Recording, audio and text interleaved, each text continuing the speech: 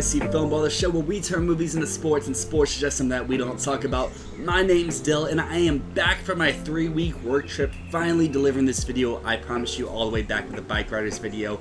And I decided to switch things up a little bit. Instead of just doing a generic top 10 list where I rank the films, from 10, 9, 8, 7, kind of all the way up to number 1, do it a little bit different. Talk about why I love these movies more specifically by doing a mid-season awards, but I want to do it with a little bit of a twist so it's not just one film sweeping all the awards, because where's really the fun in that?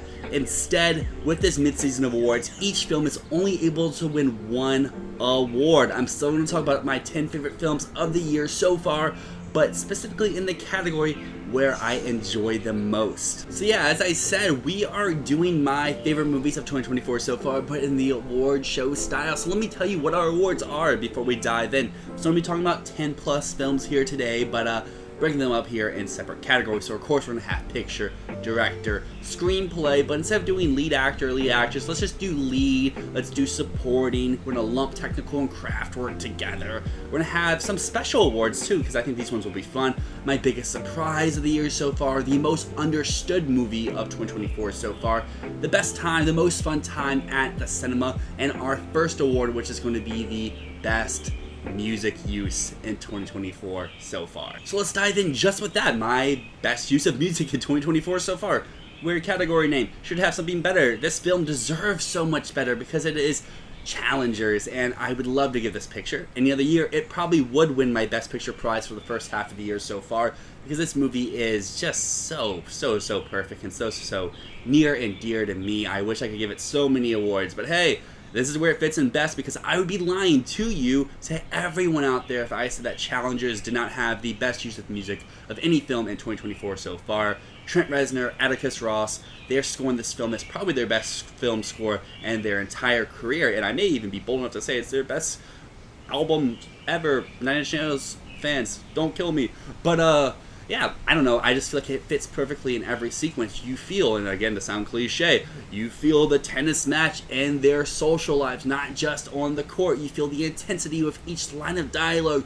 You feel the booming hits of specific, like, sharp digs and jabs at each other with verbal assaults, because the score is amplifying that. If we didn't have a score this intense, this danceable, this techno heavy, you might not be getting the sense of urgency with the dialogue. And then when we hit that final tennis match, boy, let me tell you, that final Challenger suite is probably my favorite track of score this decade, maybe even longer so far.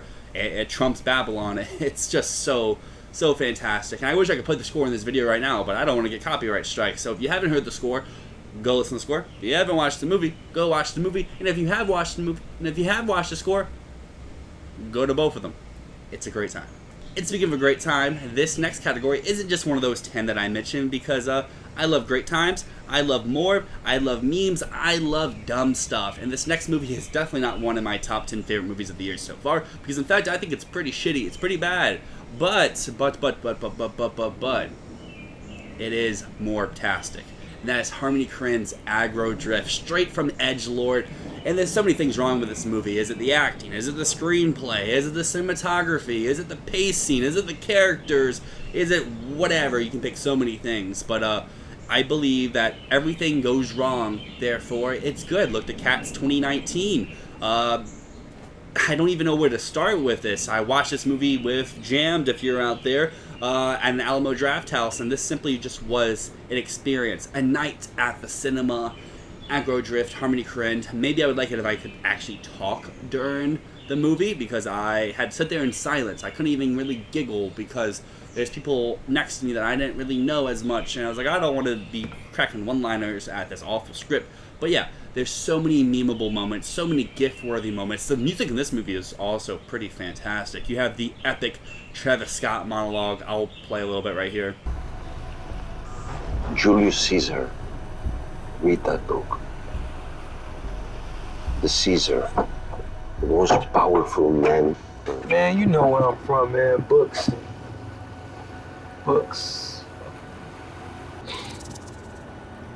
Julius Caesar wrote the Bible?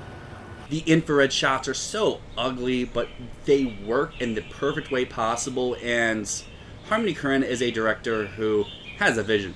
Is that vision great? Not usually, but he always has a bold vision. He executes it the way that he wants, and you have to respect him for it, because Harmony Korine is truly an auteur, and if you don't like that, you're just simply wrong.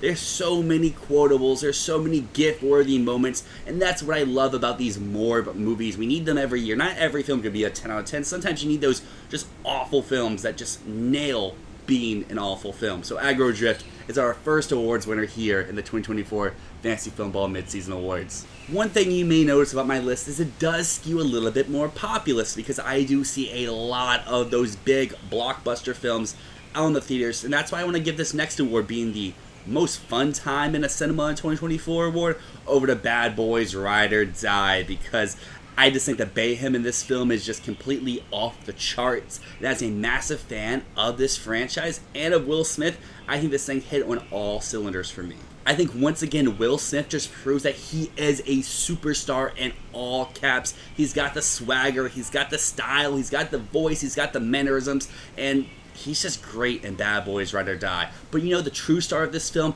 it's Martin Lawrence, because if you've seen the film, his comedy simply will never die. He has some of the best jokes in this movie. He has some of the best jokes of the year overall, and I just think the comedy in this film, especially if you're in a large group, works so well. You're laughing the entire time, you're enjoying the people around you, and you're enjoying just the dumb, fun action that this franchise continues to showcase with each and every installment. And sure, it can be a little bit dumb at times, it can be a little bit off the walls and bonkers, but that's what you want out of a popcorn flick like Bad Boys Ride or Die. And one thing that I think makes Bad Boys Ride or Die a little bit special, and it sets it apart from these other big blockbusters, is the sense of camera work here. It's so flashy, and not in like a technical way, but in a cool way. There's just like this first-person shooter shot that's in here that's so cool. You have the Bayhem 360s, you have the neon lights. Just, I don't know, Bad Boys Ride or Die, it's a fun movie, and it's one of the most fun times I've had in cinema all year. And see, for a lot of people, Bad Boys Ride or Die might be their surprise of the year, but like I said, I'm a fan of the franchise, I'm a fan of Will Smith. I was really looking forward to that movie.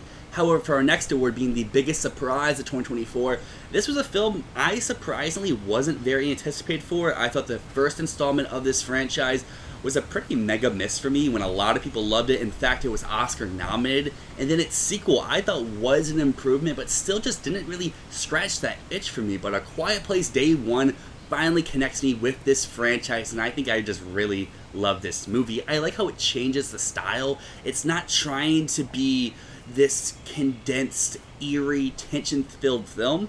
Instead, it expands, it gets on a grand scale, but also, like I said before, it kind of subverts your expectations and does go very minimalistic with its approach in the second half. Instead of it being a life or death situation with this family you've grown to love over 2 films, instead you're meeting new characters and you feel like you are a part of this world for the first time. Because that was one of my biggest drawbacks with those first 2 films, is like, yeah, I care, but I don't feel like I'm here.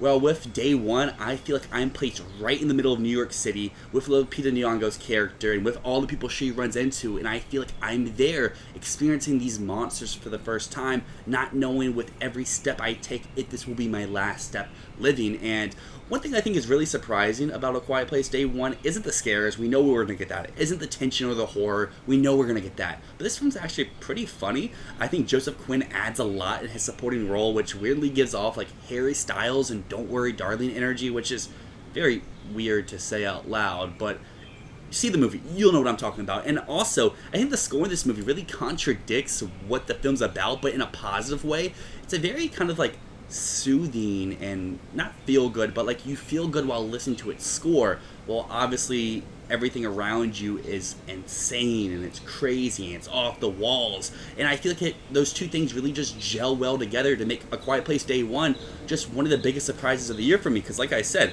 I was not anticipating this, and I'm leaving, and this is probably a top 5 movie of 2024 for me so far. And I know I might be in the minority with A Quiet Place Day One being a film I wasn't very much anticipating, but I know a movie a lot of people out there were not anticipating, but had kind of mixed receptions on one. But I know I very much liked was my Tech and Craft winner of 2024 so far, and that has to be Kingdom of the Planet of the Apes, because You've seen the Caesar trilogy. It's amazing top to bottom.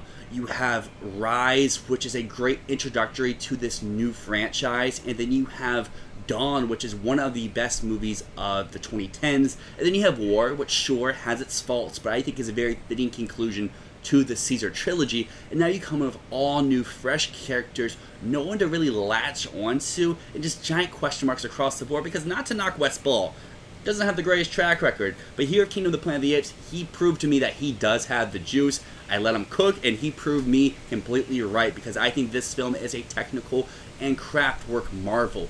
This is one of the best achievements in visual effects that we've had in years, with the exception of Avatar: The Way of Water. And honestly, if I was a voter right now, I would pick Kingdom of the Planet of the Apes over Dune Part 2 in the visual effects department. But the praise doesn't stop there. I think the cinematography in this movie looks just miraculous. I think the production design is so grand, and you buy that this is a world years after Caesar. It's been forever since the humans have had control, and everything does feel like the apes have been living to this for multiple generations. And seeing behind the scenes footage about how these movies are made never ceases to amaze me. I just think the craft work and the technical work that goes into these films are just remarkable, and I kind of struggled where to put this movie into my list here, because it's one of those films that is very enjoyable, it's very good, but it's not the year best of many things outside of like what I'm saying here with its technical, with its craft work. But I'm about halfway through the movie so far. Let me know, do you like this style down below? And what movies are you looking forward to for the second half of 2024? Because I'm looking forward to Minions. I still haven't seen it yet, so how much of a Minion fan am I really? But to get the ones I'm actually the most excited for, it has to be Robert Eggers' Nosferatu. We just saw the trailer. It's beautiful. It's amazing. Lily Rose Depp, it's your moment to shine. Willem Dafoe gets to go crazy again, and I cannot wait to see what Bill Skarsgård looks like as Nosferatu himself. Hopefully, they don't spoil it in trailers. Hopefully, they wait for the movie itself. And then, I hope this doesn't come off the wrong way. I'm excited, very excited for Joker Folie. I hope you are too. So, just like the Oscars, there are some smaller awards to give out, but I'm going to dive into the acting categories right now. Jump the gun a little bit, because I think 2024 has had some fantastic acting performances so far, but sadly, I can only honor 2 here today, and the first one is going to be for the lead acting category. I'm just putting all of them together. They're all duking it out right here, but I have to go with David Dashelman from Late Night with the Devil, because he absolutely crushes it inside of this film. I just think that he's mesmerizing with his performance, and he just brings this eerie charm to the screen, blending both creepiness and just this late night charisma that you need to have as a talk show host. And something that maybe not a lot of you people out there know is I do work in live production. Not exactly what this movie is doing, but something very similar to it. So I was just a huge fan of this movie right from the gun. It gripped my attention with its dedication to the craft, but also its sense of style. And I think the whole movie is grounded on Dashelman's shoulders, because if his performance isn't captivating, if it isn't selling, if you don't buy him, this whole movie crumbles around him. But he is just so strong, and I hate to use this word, but he's a force of nature. He is absolutely delivering one of the best performances of the year so far. In fact, it's my favorite performance of the year so far. And I know horror never gets awards love, but definitely keep an eye out for the end of the year, because he will probably still be topping this list. And then flip things over to the supporting side, and not gonna lie here, just like the actual Oscars last year, the supporting categories are kind of looking a little weak this year as well. And when I cannot nominate people in other movies mentioned, like Challengers, like a movie I haven't talked about so far, you're kind of strangling for nominees here. And you know, it wasn't until I watched one of the last films I decided to dive into before finalizing this list for 2024 where I found my eventual winner, being from Hitman, being Adriana Arjona. And where do I start? I could mention all the Twitter stuff about the chemistry of Glenn Powell, the sexiness of it all. I know, tangent here, people say movies are sexy all the time. I never buy them. I bought it here. I felt the tension, I felt the love, I felt just the sweat. I'm sweating out here, it's kind of hot right now. But I felt that with this movie and with her performance. But that's not why I love her performance in this movie. I just think that she's a great foil for Glenn Powell here. You buy that she is this person down on her luck at the beginning of the film, and as the course of the movie goes on and on, you really, really do believe that she is falling for this character that Glenn Powell's character is portraying himself to be, and you feel the love and you feel the connection of her. And then when a certain twist happens, she sells it so well. It's not like, oh, it's out of left field, it doesn't make sense at all, which it definitely could be without the right performance grounded below it. But she is just so, I don't even know the word to use here. She's so magnetic inside this film, and I'm very excited to see where her career goes after this, for either that be starring roles, if it becomes more supporting roles, if it's more into comedy, more into drama, more into action. Like, this isn't a James Bond movie, but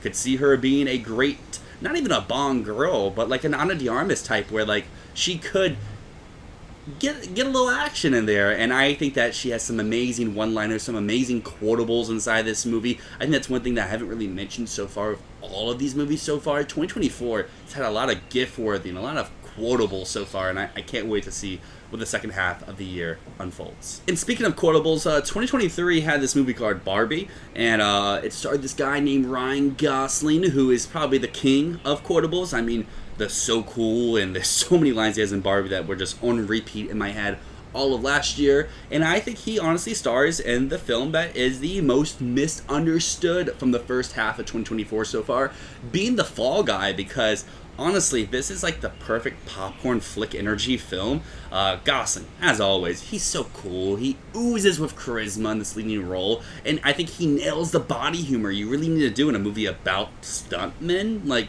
duh. The line delivery and just the force that he needs to portray this character all just works so well for me. And like, I could have some minor critiques about like, oh, the romance feels a little forced, oh, the movie feels a little bit long, but like Bad Boys Ride or Die, this is a film that's just so fun to watch, especially in a crowd. It's so funny. There's some amazing needle drops throughout. The action, when it decides to dive into action, I think is really good. And the comedy, when it focuses on comedy, is so great with some of its self-referentialness about itself, about other films in Hollywood, as well as about these actors and actresses that are in the film. I love how it's not afraid to poke fun at itself. It's one of those films like, yeah, I understand why it failed a little bit at the box office, but it's one of those films I can see people loving once it hits streaming, once it comes out to VOD, Netflix even. People see it, they're like, oh, this film, it's so underrated.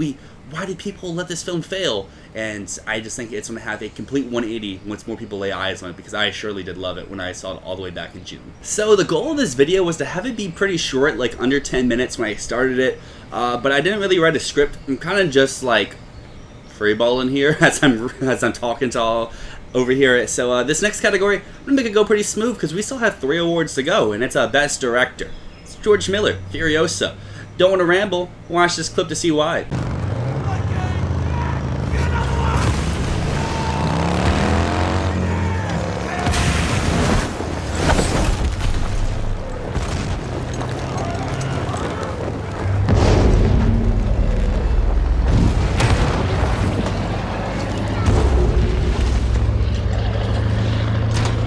See, George Miller, mastermind. He may be a madman, but he knows what he's doing. So now that's going to dive us into my best screenplay, my favorite screenplay of 2024 so far. And I might get a lot of hate for this. I might get some L's in the chat, especially from my co-host. But I think Inside Out 2 deserves this award because I think it's just a knockout screenplay that has just this roller coaster of emotions and feels and vibes, and it keeps the energy fresh and new for this new installment. I know that's not a take everyone has, but it's one that I surely do. I've watched this movie twice now.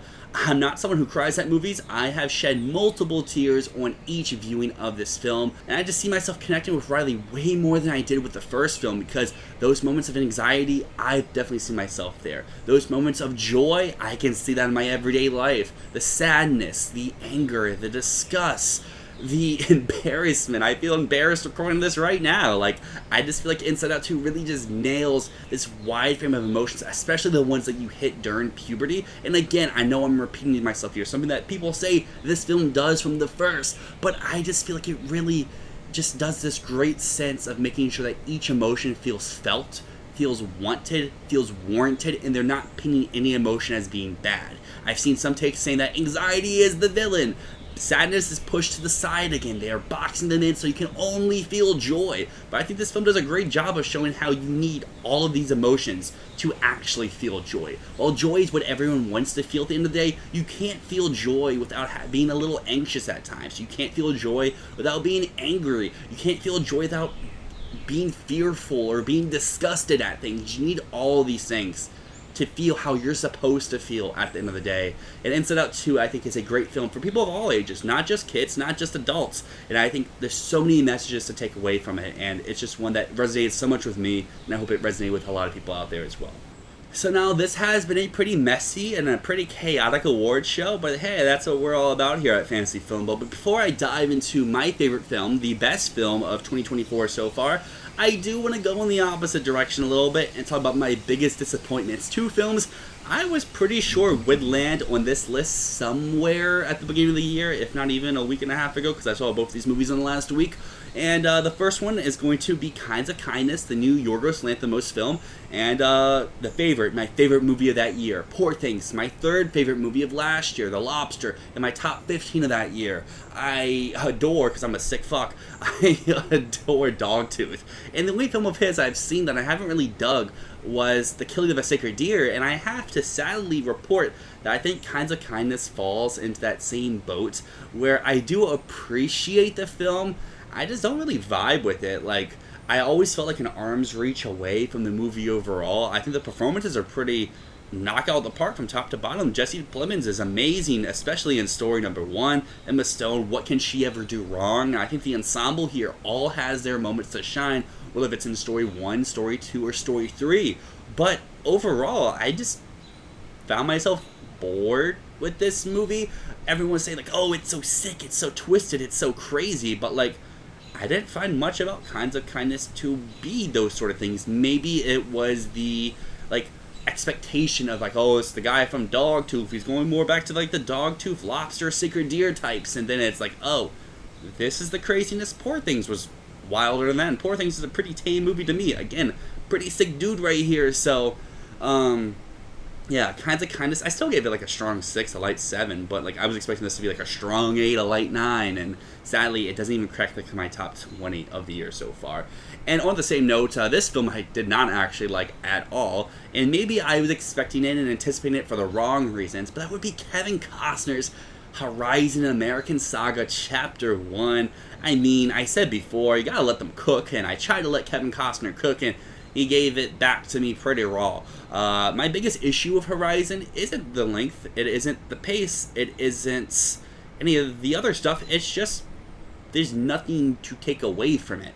It's not so bad it's good, it's not so great it's a year's best, it's just a movie that exists, and in fact it's a Chapter 1. And I know, haha, joke's on you, movie says Chapter 1 in the title, it's only Chapter 1, but... And those are my least favorite types of movies, where you go in, you sit, you leave, and you're like, can I even really remember anything that happened? Like, sure, there's some pretty cinematography. I think John Debney's score is fantastic. I've listened to it multiple times on my flights in the last few days, but like, I don't know, I couldn't tell you multiple character progressions or character intentions. It's like, oh yeah, Sam Worthington, he's in another multi-installment franchise film, just this time he's not blue skin, he's blue jacket, and Kevin Costner gets it on. That's about it. So excited for Chapter 2, but it went from like up here to like down here, and I just hope Chapter 2 is a little bit more morbid, a little bit more memey than Chapter 1 was. So let's push all that negativity to the side. My favorite film of 2024 so far, of course, is Denis Villeneuve's Dune Part 2. And I have to tell you, watching this in AMC Dolby opening night with my special edition popcorn bucket, which sadly it's not here, I'm in the process of moving right now, is just an experience. Villeneuve, he just has just amazing control on this world, and his ability to craft and just immerse you into the planet of Arrakis is simply unmatched. I loved Part 1. I honestly still like Part 1 more than Part 2 after watching this movie 3 times, but I have to say, this is a film that gets better on each and every watch of the movie, and from the get-go, I was hooked with Austin Butler's performance as Feyd-Rautha. He's captivating, he's mesmerizing, he's evil, he's bold, he's loud, he's in your face, he's memey, he checks off all the boxes, but something I really appreciate with each subsequent viewing It's just how dynamic this cast is from top to bottom. This is probably Chalamet's best performance of his entire career. I love how part 2 gives Zendaya's Chani and Javier Bardem still garner more moments to shine. Rebecca Ferguson is still great as Lady Jessica, even though I knock her from time to time over in our predictions videos. And then I just mean the technical elements here in Dune Part 2 just are so grand, and there's some elements I think are even better than the first film. I think that the cinematography and the costume design are just major improvements, and one thing I really love about what Greg Fraser is doing inside this film is just how each planet, each scenario, each time of day has its own feel. And even without dialogue, which we all know Villeneuve's thoughts on dialogue, you still exactly know where you are in this world. If you're on Arrakis, if you're on another planet, if it's daytime, if it's nighttime, you know exactly where you are, when you are, and I just very much appreciate that as a viewer. As I've said numerous times already, this is a technical and craft work marvel, and in addition to the elements that are better here in Part 2, the makeup design is so fantastic, especially on the Harkonnen, the editing, the sound work, especially in Dolby. You feel yourself rumbling with the sandworms. And I am just very excited to see where we go next in the world of Arrakis, whether that is with Messiah, if that's with a TV show, if it's with a prolonged break. Trust in Denis, let him cook, and long live the fighters. But overall, that is my mid-season awards for the 2024 film season so far here in Fantasy Filmball. I would love to know what you think about this style. It's super different for me. I'm not reading a prompter down here or anything like that. All from the dome. It feels a little bit weird at times, but I like it. It's more genuine with talking with all of you out there, because Matt and I, we have different schedules pretty often, so it's kind of hard to find times where we can both sit down and talk to each other. So I still enjoy just, chatting with all of you out there. If you're new here, you've made this far in the video, thank you so much for your time. I appreciate everything. A subscription, a like would help us continue to grow, as well as a comment. As I said before, I would love to hear your thoughts on your favorite movies of the year so far. It can be with your own personal awards, or just a list, or just a movie that I didn't mention, because I know I'm going to get flack for this. Haven't seen 100 of Beavers yet, so maybe that's one that would have cracked my list somewhere. But until next time, which our next video is probably going to be a main prediction video over with Matt, with Best Picture, talking about Sing Sing, because we both now seen it.